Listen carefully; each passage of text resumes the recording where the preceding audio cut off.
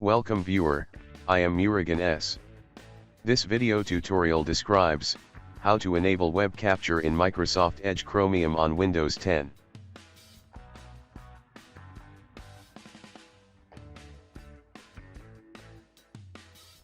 Web capture works on Edge Build 87 or higher version.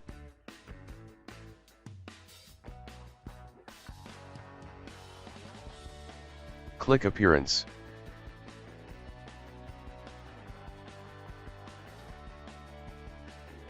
Turn on Show Web Capture button.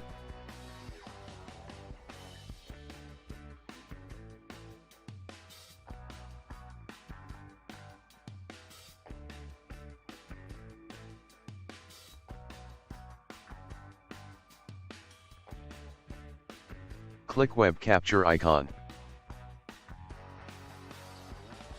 Simply drag and copy. Paste anywhere Paint or other application.